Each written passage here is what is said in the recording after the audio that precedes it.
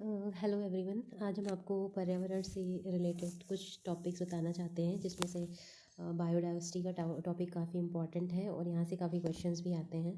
तो आज हम इसको आपको समझाएंगे और इससे रिलेटेड जो भी क्वेश्चन होंगे वो आपको कराएंगे। और हम लोग सब लोग जानते हैं कि पर्यावरण हमारे एग्ज़ाम्स में काफ़ी पूछा जाता है और इसके ये सवाल ईज़िली हो भी जाते हैं।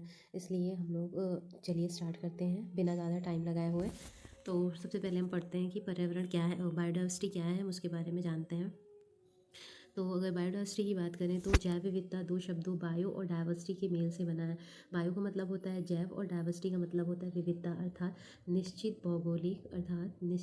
भौगोलिक क्षेत्र में पाए जाने वाले जीवों की संख्या और उनकी विविधता को हम जैव विविधता कहते हैं। मतलब एक निश्चित भौगोलिक क्षेत्र पे या जियोग्राफिकल एरिया पे जो भी प्रकार की जनसंख्या जीवों की पाई जाती है और उन जीवों की जनसंख्या के साथ साथ उनमें जो विविधता होती है, अलग अलग प्रजाति की जो हमारी जैव विविधता होती है, जनसंख्या होती है, जो जीव होते हैं, उनको हम बायोडाइवर्सिटी के अंतर्गत लाते हैं।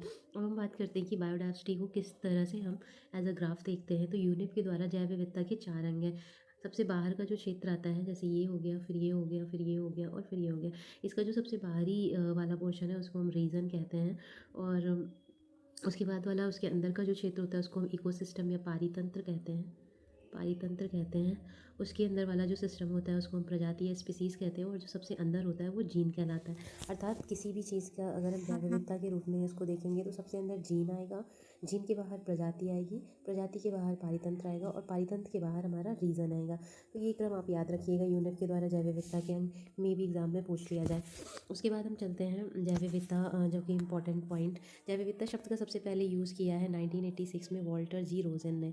ये भी जो हमारा क्वेश्चन है कई बार पूछा जा चुका है, मे भी आगे फिर से रिपीट हो जाए, इसलिए इसको याद रखिएगा। जैव विविधता शब्द की बात किया जाए तो एडवर्ड विल्सन द्वारा दिया गया। प्रयोग किसने किया है? वॉल्टर जी रोजन ने किया है। और जो शब्द दिया है वो एडवर्ड विल्सन ने दिया है। नेशनल बायोडाइवर्सिटी एक्शन प्लान 2006 और भारत में जैव विविधता अधिनियम 2002। ये मिलान करने में भी आता है कभी कभी, इसलिए इसको आप लोग याद रखिएगा। इस तरह से कई क्वेश्चन आ चुके हैं, मैंने उन क्वेश्चंस को दिया भी है एग्जाम्स के थ्रू, तो इसका ध्यान रखिएगा। अब हम आगे बढ़ते हैं। अब हम जैव विविधता के प्रकार की बात करते हैं। तो जैव विविधता के प्रकार होते हैं। पहला होता है आनुवांशिक जैव विविधता, फिर प्रजातीय जैव विविधता, फिर सामुदायिक या पारितंत्रीय विविधता।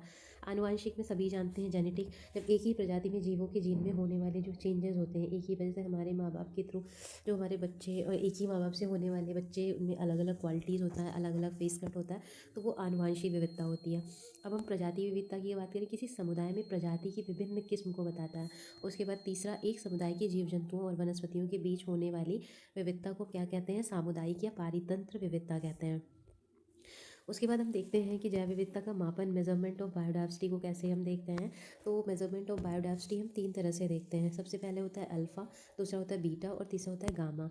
मतलब अल्फ़ा, बीटा, गामा डाइवर्सिटी होती है। अब अल्फ़ा में देखते हैं किसी एक निश्चित क्षेत्र के समुदाय या पारितंत्र की विविधता को हम अल्फ़ा कहते हैं। दूसरे को, परिवर्तन के साथ प्रजातियों की तुलना को हम बीटा कहते हैं। और भौगोलिक क्षेत्र या भौगोलिक क्षेत्र या